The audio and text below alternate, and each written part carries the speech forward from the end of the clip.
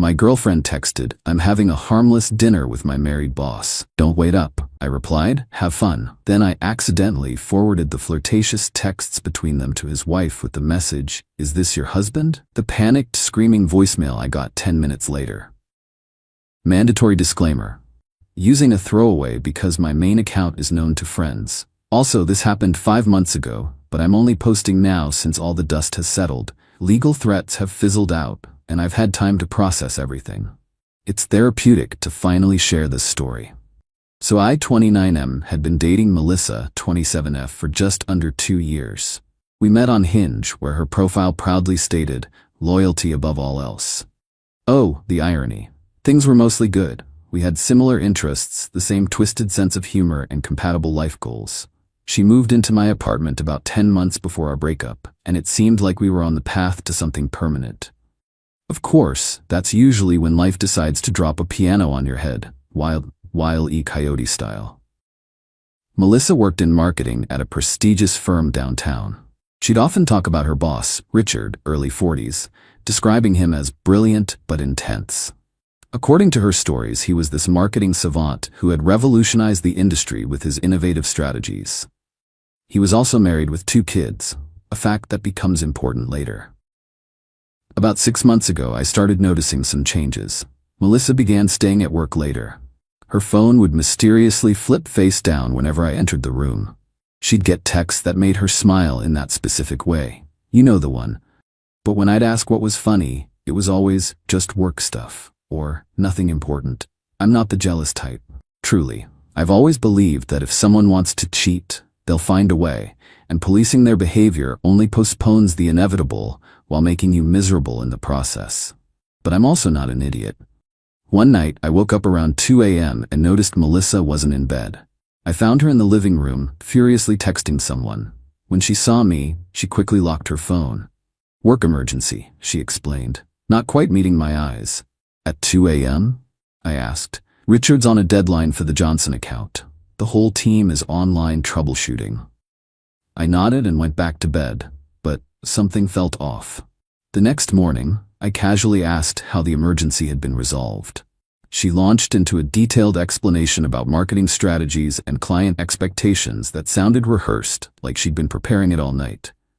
Now, I'm not proud of what I did next, but in my defense, I was right. While she was in the shower, I glanced at her phone. She'd changed her passcode, another red flag, but her notifications were still visible on the lock screen.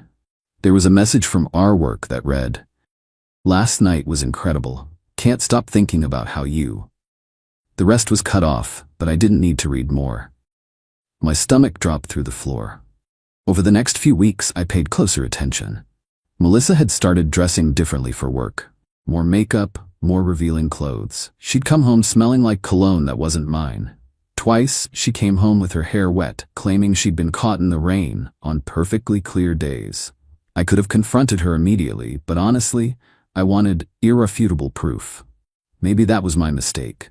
Or maybe it was the universe setting up the perfect punchline. The breaking point came on a Thursday. Melissa texted me around 5 p.m., having dinner with Richard to discuss my promotion. "Don't wait up. It's totally harmless, just business."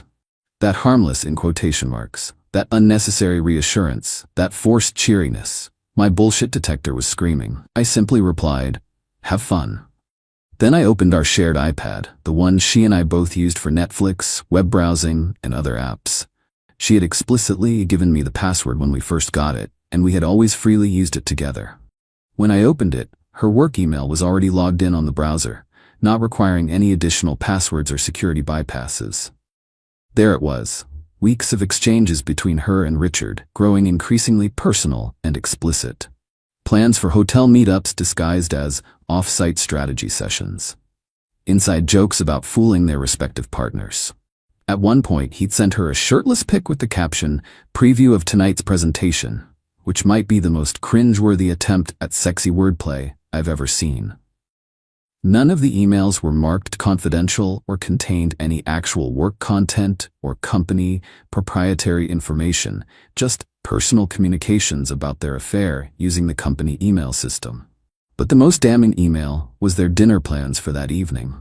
It wasn't about a promotion at all. They'd booked a private dining room at an upscale restaurant, followed by a reservation at a boutique hotel downtown. He'd even arranged for a car service to take her home in the morning so she wouldn't have to do the walk of shame on public transit like last time. I sat there staring at the iPad, feeling strangely calm. Not because I wasn't hurt, I was, but because in that moment, everything became crystal clear. 2 years of my life were based on a lie, and now I had a choice. Go out in a blaze of glory or slink away quietly. I've never been the quiet type. After a quick Google search, I found Richard's wife, Christine, on Facebook. Her profile was mostly private, but her contact information was visible because she ran a small bakery business. I took screenshots of everything, created a new email account to avoid any potential blowback to my personal email, and compiled the evidence. Then I crafted a simple message. Is this your husband? I think you should know what he's doing tonight. I'm sorry to be the one telling you this. I attached the screenshots showing their dinner and hotel plans, plus a few choice excerpts from their conversations where they explicitly discussed their affair and how they were deceiving their partners.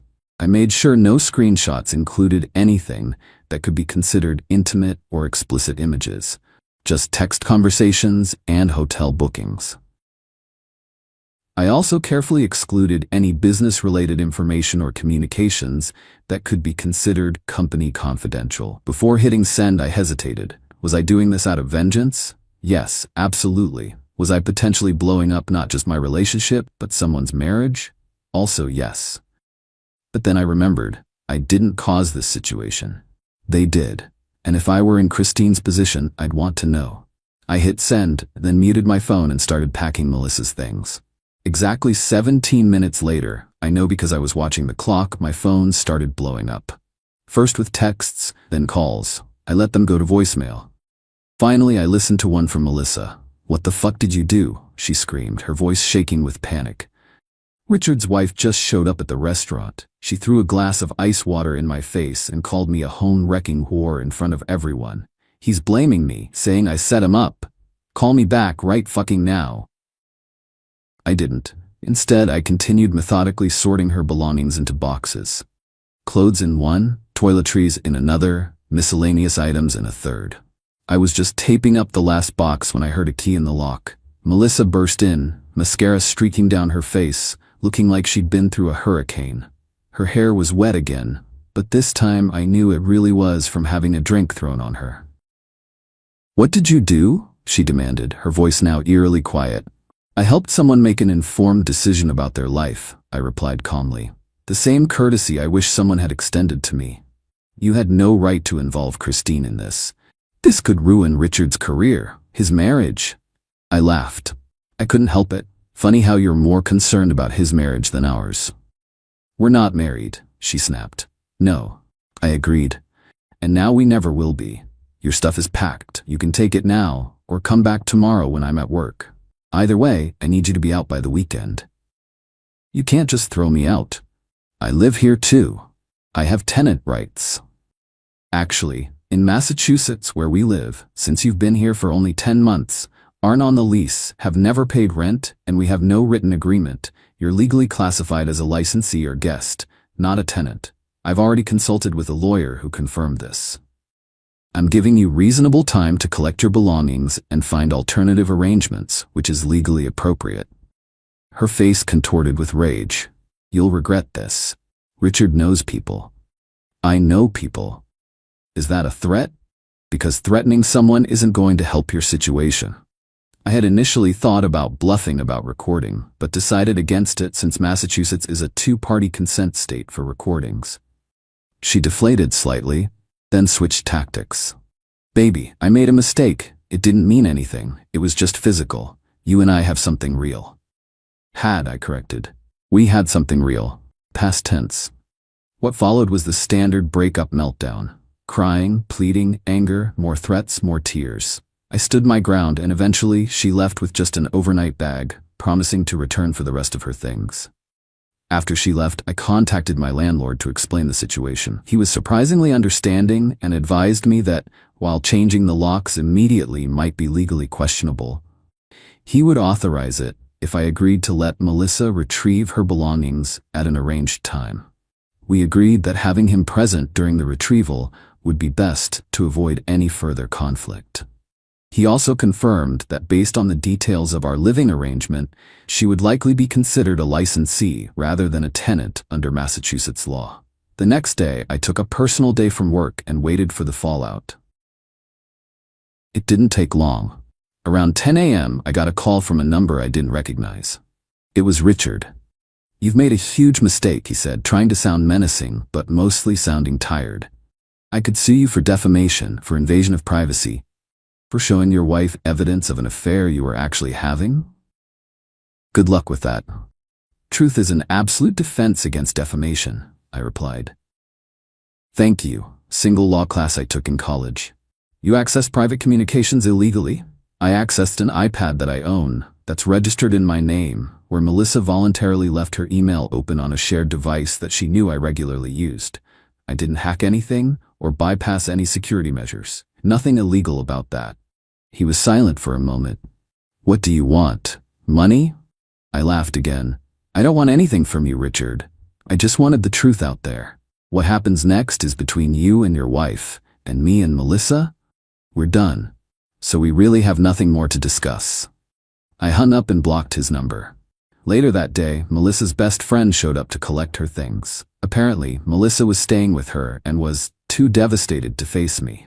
Fine by me. I helped load everything into the friend's SUV, with my landlord present as agreed. As she was about to leave, the friend paused. "You know, I told her not to do it. I told her Richard was bad news." "Then why didn't you tell me?" I asked. She looked down. "Girl code, I guess? I don't know. I'm sorry." I nodded. "Yeah, me too." The aftermath was both better and worse than I expected. Melissa tried calling from different numbers for weeks before finally giving up. According to mutual friends, she and Richard were both fired from their jobs, not officially for the affair, but for violating the company's strict fraternization policy that prohibited relationships between managers and their direct reports. HR apparently explained it created a liability issue for the company and a potential conflict of interest, particularly regarding her recent promotion discussions. Richard's wife filed for divorce.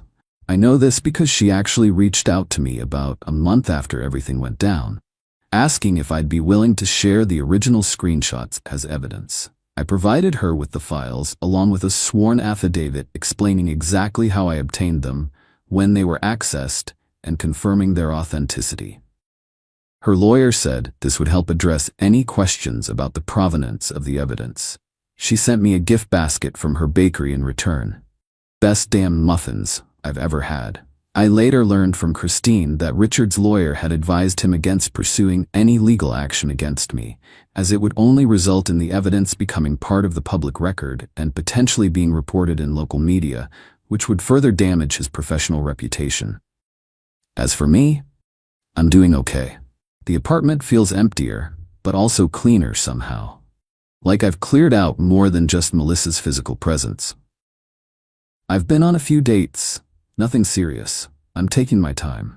The strangest part is how many people, including some of Melissa's friends, have told me they admire how I handled things. Apparently, being direct and exposing liars is unusual enough to be praiseworthy these days. What a world. So that's my story. Not sure what the moral is. Don't cheat. Don't leave incriminating emails on shared devices. Don't date marketing executives with God complexes. Maybe just, life is too short to be someone's backup plan.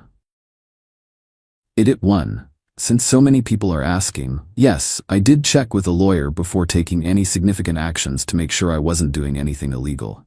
The verdict was that I was in the clear because, 1. I didn't hack anything or bypass security measures. I accessed an iPad I legally own where she had stayed logged in on a device we both regularly used. 2. I didn't share any intimate, explicit images or confidential company information, just text conversations about their plans and the affair itself. And 3. Everything I shared was factually true, which protects against defamation claims. Edit 2. To the people suggesting I should have just broken up with her without causing drama, would you really want to remain ignorant if your spouse was cheating? Christine deserved to know what kind of man she was married to. And frankly, after 2 years together, I deserved better than being lied to while they laughed about it in their texts. Edit 3. I'm seeing lots of comments about tenant laws. To clarify, I consulted with my lawyer specifically about Massachusetts residency laws before taking action. Since Melissa never paid rent, never signed a lease, and had lived there for less than a year, 10 months to be exact, she was legally considered a licensee or guest, not a tenant. Different states have different laws, so don't take this as universal advice. Also, I worked with my landlord to ensure she could retrieve her belongings safely, and she had another place to go, so it was handled appropriately. Update, 5 months later. Wow, I didn't expect this post to get so much attention. Thanks for all the support and awards. Since many have asked for an update, here's where things stand now. Melissa eventually stopped trying to contact me after about 2 months. According to mutual friends, she moved to another city for a fresh start. She did send me one final email that was surprisingly reflective. She admitted that what she did was wrong, and that she'd been going to therapy to understand why she self-sabotaged a good relationship. I wished her well, but made it clear that reconciliation wasn't on the table.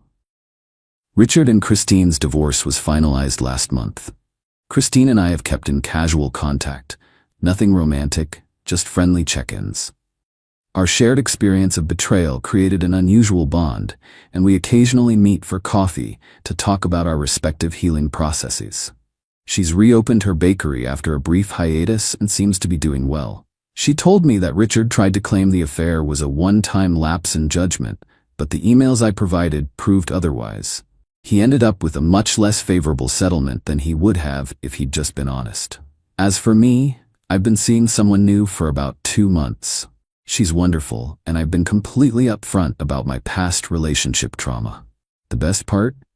She gave me her iPad password on our 3rd date and said, "Just so you know, I have nothing to hide." We laughed, but the gesture meant a lot. Oh, and I bought a new iPad. The old one had too many negative associations, so I donated it to a local school after completely wiping it. The most unexpected outcome of all this? 3 of my friends have discovered their partners were cheating after my story made them pay closer attention to warning signs they'd been ignoring. Sometimes one person standing up causes a domino effect. I still occasionally get a phantom feeling of anxiety when my phone buzzes with a text, expecting it to be Melissa or Richard with some new drama. But those moments are getting rarer. Life moves on, and it turns out it moves toward better things when you refuse to accept less than you deserve. Final edit. A commenter asked what happened to the girl code best friend. She and I still talk occasionally. She apologized again, more sincerely, a few weeks after everything went down. She admitted she'd enabled Melissa's behavior by keeping her secret and recognized that true friendship sometimes means calling people out on their BS. We got drinks last month and she seems to be doing some real self-reflection. Growth all around, I guess.